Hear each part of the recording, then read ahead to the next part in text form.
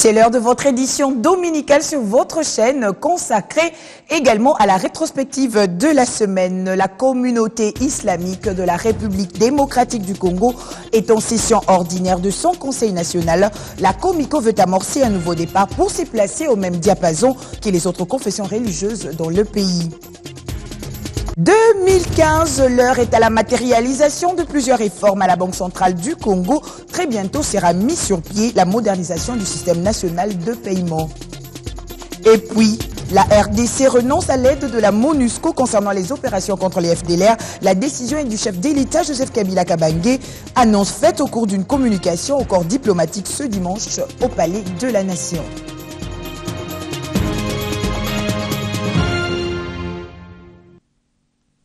Les relations de la République démocratique du Congo avec la mission onusienne pour la stabilisation du Congo en rapport avec les opérations que les FARDC viennent de commencer pour les désarmements forcés des FDLR et les comportements généraux des membres du corps diplomatique en RDC sont les deux points qui ont constitué l'essentiel de la rencontre entre le président de la République et quelques ambassadeurs accrédités en RDC. Au terme des échanges, Kinshasa a décidé notamment de renoncer à toute aide de la MONUSCO dans les opérations contre les FDLR. C'est un récit de Guilain Kabalondi et Fils Matondo. C'était une sorte de recentrage diplomatique lors de cette rencontre entre Joseph Kabila et le corps diplomatique. Évoquant la question du désarmement forcé des FDLR et des exigences de la MONUSCO à la RDC, le président de la République a fait remarquer qu'il n'a aucune connaissance du contenu du dossier des officiers congolais accusés des violations des droits de l'homme. Et, a-t-il ajouté, il ne revient qu'au gouvernement congolais seul de décider des éventuelles sanctions. Et en conséquence, la RDC décide de rompre avec toute aide de la MONUSCO dans les opérations contre les FDLR. Le chef de l'État a annoncé officiellement à ses partenaires la rénonciation de la République démocratique du Congo à tout soutien de la MONUSCO dans l'opération contre les FDLR, l'opération de désarmement des FDLR. Cette opération qui a été bel et bien commencée va donc se poursuivre par les seules forces armées de la République démocratique du Congo. La décision est donc tombée. Mais comment en sommes arrivés là? On ne peut pas dire que les choses soient survenues subitement. Je pense qu'il y a un processus de pourrissement que l'on a observé. Le chef de l'État a rappelé quelques faits où nous avions constaté, par exemple, que tel officier s'est permis de décorer un seigneur de guerre au Kivu. Mais nous avons traité cela entre partenaires. Nous n'avons pas fait de la communication publique pour ne pas humilier nos partenaires de la MONUSCO. On a signalé plusieurs autres cas de mauvais comportements qui ont été observés de la part de certains de nos partenaires. Mais tout cela a été traité de manière responsable. Par ailleurs, au sujet du comportement général du corps diplomatique, le président de la République a rappelé un certain nombre de principes pour le respect mutuel. 2015, année des matérialisations de plusieurs réformes à la Banque centrale du Congo. Très bientôt, la modernisation du système national de paiement. La réunion du comité de politique monétaire présidé par le gouverneur Deogracias Mutombo Mwananyimbo. Première réunion ordinaire de l'année 2015. Autre fait marquant, le maintien du dispositif actuel de politique monétaire. La modernisation du système national de paiement, bientôt une réalité en République démocratique du Congo. Avec le système hybride de paiement de gros montants en temps réel, le RTGS rendra plus facile tous les virements, tous les paiements liés aux opérations de politique monétaire et de change et tout le flux interbancaire grâce à l'appui financier de la Banque mondiale. À côté du RTGS, il y a la chambre de compensation automatisée pour des petits paiements non urgents et ensuite le dépositaire central des titres. Voilà une résultante du contrat signé mardi dernier entre la Banque centrale du Congo et la firme Tron Corporation, évoqué ce vendredi au cours de cette première réunion ordinaire de l'année 2015 du comité de politique monétaire de la Banque centrale du Congo, présidé par le gouverneur Deogracias Mutombo Mwananyimbo. Cette interbancarité, nous allons résoudre beaucoup de problèmes, notamment la bancarisation de la paie dans les territoires dits assez difficiles où il n'y a pas de banque. Nous sommes en train d'encourager les banques de travailler avec les agents bancaires dans ces zones-là, comme il n'y a pas de banque, de manière à permettre aux riverains des territoires où il n'y a pas de banque de faire des achats par voie électronique. Il est vrai qu'on ne peut pas aller acheter des feuilles de manioc au marché par la carte de crédit. L'Institut d'émission s'engage par ailleurs à accélérer le processus de l'interbancarité du système de paiement par carte en francs congolais sur l'ensemble du pays, une manière de résoudre efficacement le problème de la bancarisation. La Banque centrale pourra organiser des journées de remise de billets par des fourgons mobiles. Nous allons arriver dans ces lieux-là pour remettre des billets de banque aux fonctionnaires qui ont encore des soldes débitaires et qui les désirent. Et cela se fera en contrepartie des débits de compte de banque de ces fonctionnaires-là. Le dynamisme de l'activité économique intérieure devrait se poursuivre en 2015 avec un taux de croissance de 10,4% contre 8,9% en 2014. Le comité de politique monétaire de la BCC a décidé au cours de cette même réunion de maintenir inchangé le dispositif actuel de la politique monétaire. Ainsi, le taux directeur demeure à 2% et les coefficients de la réserve obligatoire restent à 8% et 7% respectivement sur les dépôts en devises à vue et à terme, ainsi que 5% et 0% pour les dépôts en monnaie nationale à vue et à terme. Et sachez que la communauté islamique en République démocratique du Congo s'est réunie depuis ce dimanche avant midi en session ordinaire de son conseil national à son siège sur l'avenue des Huileries dans la commune de Gombe. À l'issue des Lingouala, voulais-je dire, à l'issue de la présente session, la Comico amorcera un nouveau départ afin de se placer au même diapason que les autres confessions religieuses dans les pays à travers une réforme des structures. Reportage signé Jean-Louis Lukanda.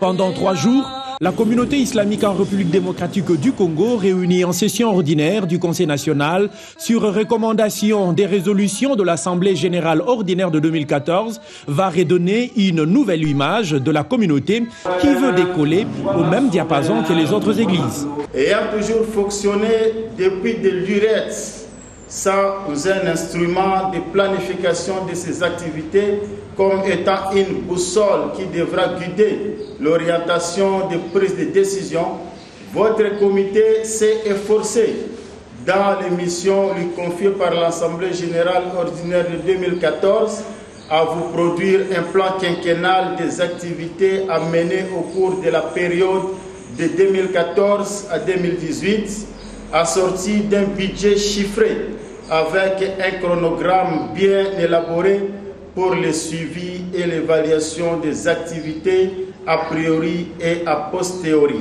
Qui ont mandat et qualité pour constituer le Conseil national de la communauté islamique en République démocratique du Congo. Les participants, le profil des participants est défini déjà dans les statuts. Il s'agit au niveau du comité de direction de 8 personnes. L'imam, son éminence, l'imam représentant légal lui-même, c'est 6 adjoints et le secrétaire général. Il y a les 11 chefs d'entité provinciales, mais nous avons aussi des structures au niveau national comme le conseil théologal et le conseil national des sages, mais il y a aussi les branches spécialisées. La communauté islamique en organise 3, le comité national des femmes musulmanes, le comité national des jeunes musulmans et le comité national des musulmans vivant avec handicap. Ouverte ce dimanche 15 février 2015, la session ordinaire du Conseil national de la communauté islamique en République démocratique du Congo se clôture le mardi 17 février 2015 prochain. Ouvrons à présent la page rétrospective de la semaine. Le suspense est levé. Le calendrier électoral global des élections tant entendu a été rendu public à Kinshasa jeudi. Les élections présidentielles et législatives auront lieu simultanément le 27 novembre 2016 et la publication provisoire de l'élection du nouveau président interviendra en date du 7 décembre. Quant aux sénatoriales, elles auront lieu le 17 janvier 2016. Suivez les rapporteurs de cette institution. Le 25 octobre 2015, c'est le jour du vote des députés provinciaux, des conseillers communaux et des conseillers de secteur et chefferie sur l'étendue de toute la République. Le 10 décembre 2015, annonce des résultats provisoires pour les députés provinciaux, pour les conseillers communaux et pour les conseillers de secteur et chefferie. élections sénatoriales, des gouverneurs, des élections urbaines, communales et locales en scrutin indirect. Le 17 janvier 2016, jour de scrutin pour les sénateurs. Le même 17 janvier 2016, agrégation et annonce des résultats provisoires des élections sénatoriales.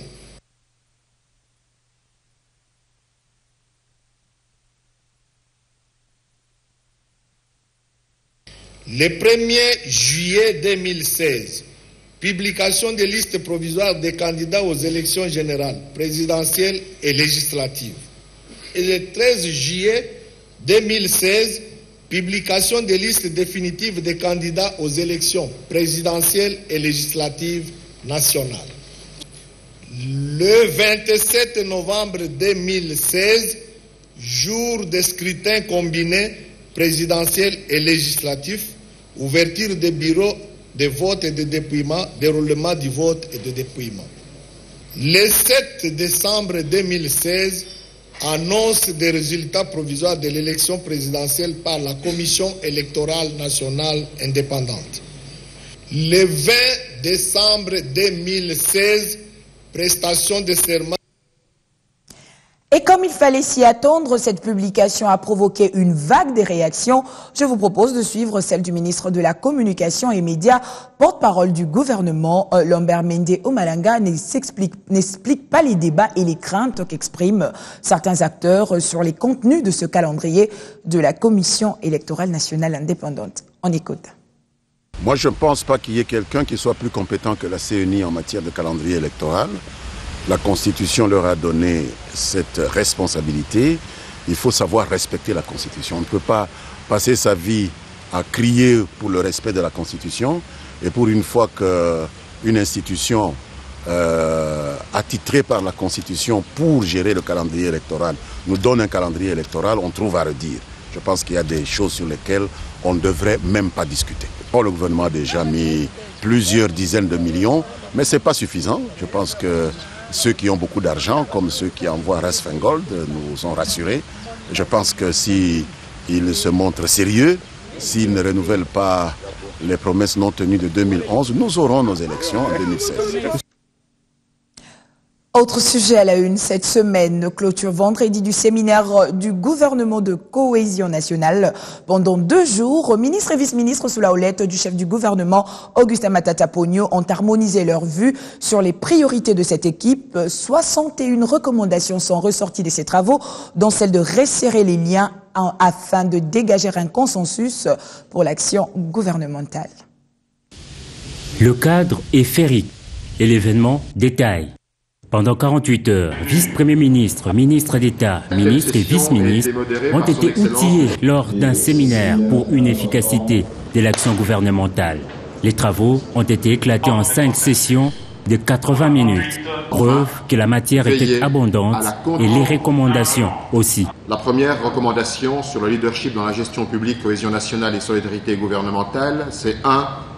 Développer une vision sectorielle claire et inspirée du programme de la révolution de la modernité sur la base duquel le peuple a élu le président de la République et se consacrer sur l'atteinte des résultats concrets. 2. Veiller à assurer un niveau d'information équivalent entre tous les membres du gouvernement, socle de la cohésion et de la solidarité gouvernementale. Le mot de clôture a été dit par le Premier ministre, chef du gouvernement, qui a fait remarquer à son équipe qu'elle n'avait qu'un seul choix, c'est lui de réussir. Ce séminaire, en fait, a été un creuset de réflexion, un creuset de solidarité, un creuset de cohésion pour que l'ensemble de l'équipe nationale, sous la conduite du chef de l'État, puisse fonctionner comme une seule machine, comme un seul homme pour atteindre les résultats. L'ambiance au terme de ces travaux était donc bon enfant. Le porte-parole du gouvernement. Je suis très discipliné. Autre preuve de solidarité gouvernementale. Vous savez que c'est un gouvernement qui est composé de plusieurs sensibilités politiques.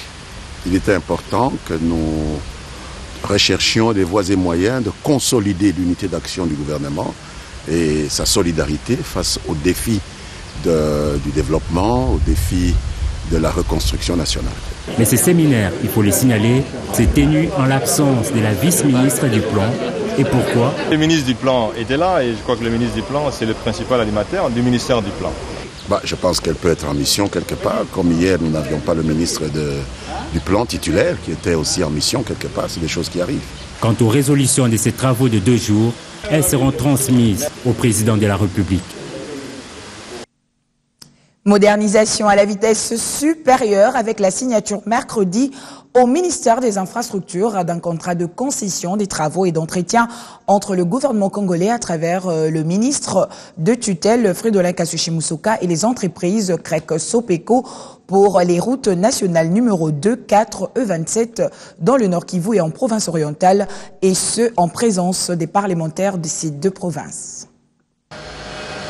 Les routes nationales numéro 2, tronçon Kassindi-Beni, et le segment Beni-Boutembo de la route nationale numéro 4, ainsi que la route nationale numéro 27, allant de Goli à Mahagi, Bunia puis Komanda, sont officiellement concédés par le gouvernement de la République au groupement d'entreprises CREC 7 Sopeco pour leur réhabilitation sur une période de 7 à 10 ans, suivant la rentabilité économique selon le modèle par niveau de service.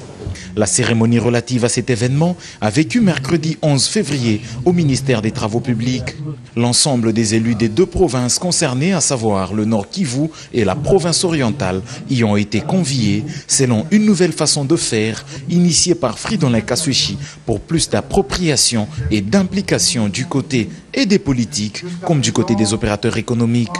C'est ce qui ressort du mot de bienvenue prononcé par Willy Carlos Mpete, son directeur de cabinet. De l'exposé avec projection de Flori Moutouti, directeur général adjoint à l'office de route, l'on retient notamment que le financement des travaux sur ces routes va coûter près de 19 600 000 $ américains. Mais grâce à la concession, le budget de l'État s'en verra soulagé et l'opérateur économique investisseur va récupérer son fonds par le retour sur financement grâce au péage. Intervient alors la signature du contrat. Fridolin Kasushi, ministre des Infrastructures et Travaux publics, ainsi que M. Simon, directeur général du groupement d'entreprises CREC 7 Sopeco, 600 employés. Invité à prendre la parole, le ministre Kasushi a notamment insisté sur l'appropriation de ces investissements du gouvernement de la République, expliquant la présence de ses collègues du tourisme, de l'agriculture, du développement rural et de l'énergie par le souci de rentabilité de ces routes. C'est la première expérience de concession de routes en terre en RDC et les élus des populations bénéficiaires des 2 provinces en sont heureux. Ils l'ont dit à travers le président du caucus des élus du Nord Kivu et le doyen des députés de la province orientale. Bonne nouvelle pour les habitants de Pweto. Nous sommes là dans la province du Katanga. Le gouvernement provincial vient à sa rescousse avec la construction d'une usine d'eau potable d'une capacité de 1600 mètres cubes par heure au bénéfice de 130 000 âmes. Son inauguration a coïncidé avec la célébration du 3e anniversaire du député Augustin Katumba Mouaké, élu de la contrée et ancien membre influent de la majorité présidentielle. Après près de 2 ans et 3 mois d'un chantier éprouvant aux allures d'une tâche d'Hercule, le gouvernement provincial du Katanga et l'honorable Moïse Katumbi Tchapwe viennent de donner corps à un des projets que berçait le cœur de feu l'ambassadeur Augustin Katumba Mouaké pour les populations de Pweto venant à bout d'un terrain contraignant et de grandes difficultés d'acheminement de la logistique. Ils viennent de donner la vie à une nouvelle usine de production d'eau potable à Pweto d'une capacité avérée de 160 mètres cubes d'eau par heure. Elle servira plus de 100 000 âmes jusqu'à une échéance placée à l'horizon 2030. Le gouverneur a suivi l'évolution de ce vaste chantier pas à pas jusqu'à sa matérialisation. Au jour symbolique de son inauguration, coïncidant avec la commémoration du décès de feu l'ambassadeur, l'honorable Moïse Katumbi Tchapwe a pris l'option de rejoindre cet important site à pied sur plusieurs kilomètres avec à sa suite une foule en liesse. Tout Pweto déversé à ses trousses sous un soleil de plomb, et ceci de la manière la plus spontanée.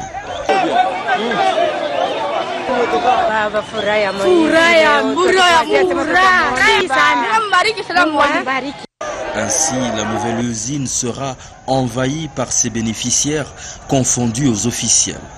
C'était une fête dans la fête. Ils savent que désormais, les maladies de main sale, le choléra en premier, sont éradiquées de leur carte grâce à cet investissement.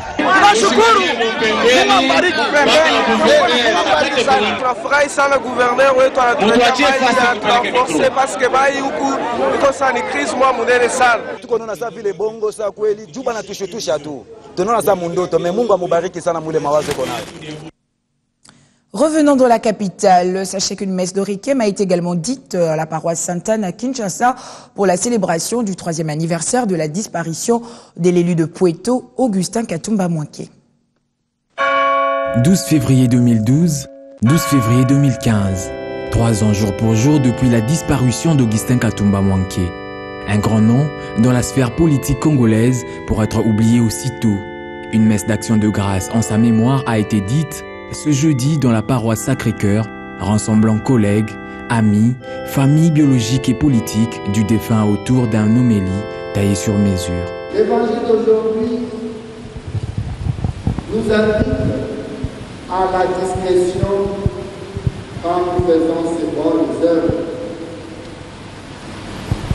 Et tous ceux qui ont connu l'honorable Katumba Mwanké savent qu'il a été un homme d'une grande discrétion quand il s'agissait de faire du bien. Et il était là, très généreux. Il ne donnait pas de miettes, il donnait des milliers de dollars. Autant d'années après, le grand cœur et les bons souvenirs de ce digne fils du pays demeurent intacts dans la mémoire des siens. Augustin était si fier, il aimait les gens. Et nous sommes en train de le témoigner à travers chaque personne qui constitue une brique de ce château. Augustin, là où il est, et quand on montrera les images à sa maman, il dira effectivement, c'était ça le château, la richesse d'Augustin. L'intelligence, l'amitié, la détermination et l'amour jusqu'à donner sa vie à la fin. Quand on vit dans la vie, les gens qui partent deviennent intemporels. Donc leurs souvenirs restent gravés dans les cœurs et ne disparaissent pas parce que c'est plus une personne physique, ça devient une personne immatérielle. Ça veut dire spirituelle, donc qui reste avec nous, qui nous accompagne, qui est toujours avec nous. Donc venir ici dans cette église pour commémorer sa mémoire, c'est quelque part réitérer notre fidélité dans les idéaux que nous avons partagés quand il était en vie. Nous avons partagé un idéal de paix, l'idéal de démocratie, l'idéal de reconstruction de ce pays, l'idéal de changement.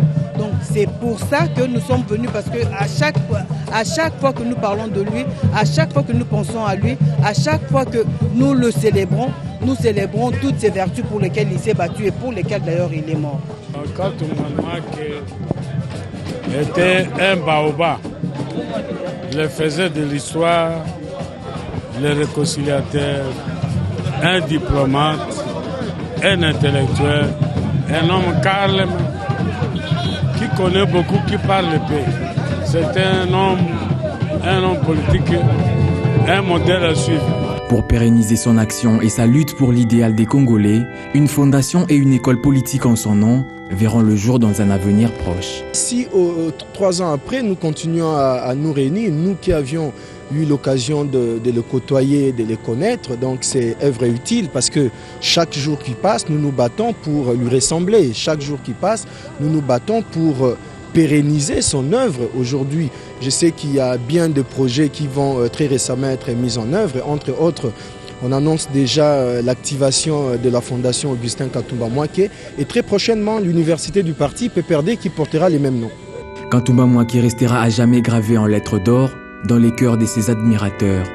Alors faisons du bien autour de nous pour espérer demeurer immortels après notre vie sur terre.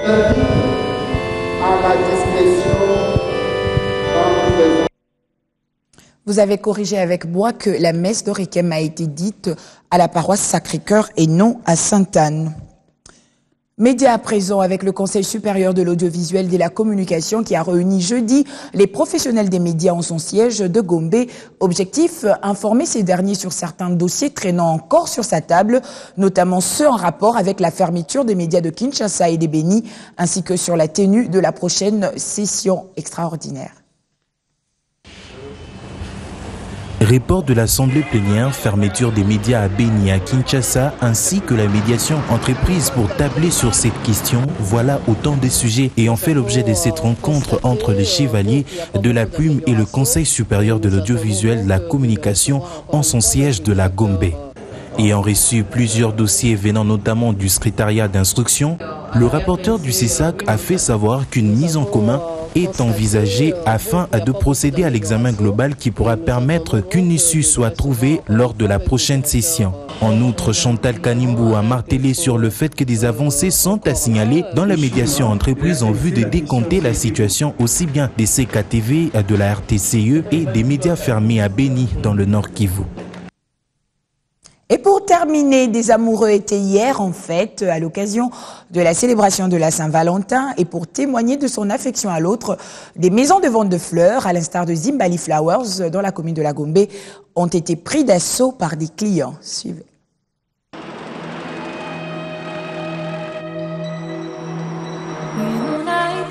L'amour se dit par la fleur et se manifeste également par des bouquets.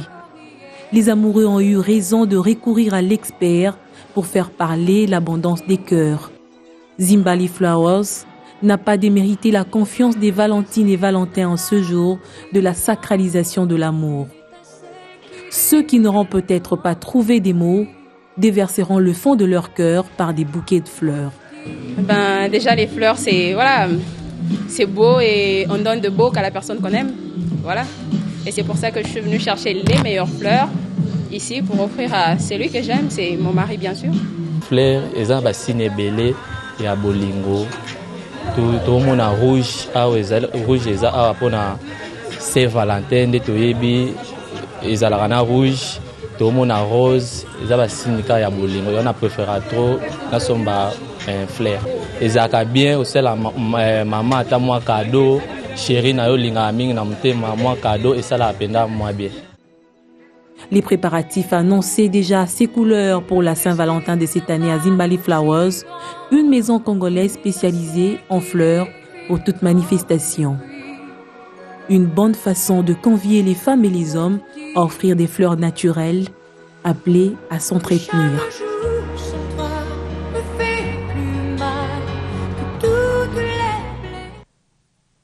Merci de votre fidélité renouvelée. Plus d'infos www.bon-tv.com. Excellent début de semaine à tous en notre compagnie. À bientôt.